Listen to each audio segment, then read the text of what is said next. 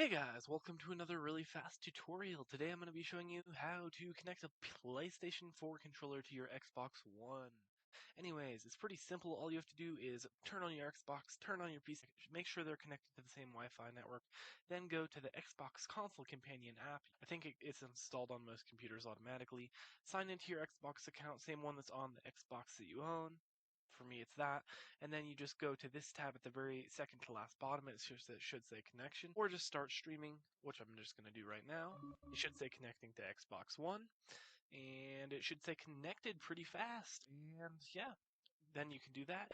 It should work pretty well. The quality is pretty good actually, and you can also turn your microphone off right here and on right there, and then you can access the main menu here with this button here, and you can of course check all your settings there, total bandwidth, etc., and you can also turn your quality on and off. It also is really helpful if you want to record on your Xbox too.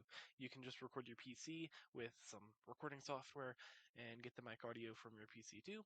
Super helpful. That's how I record all my videos. If you want to check some others out, links down below in the description. And yeah, peace. I hope you guys enjoyed this tutorial. Please like this video if you liked it, subscribe if you subscribe to it, and goodbye.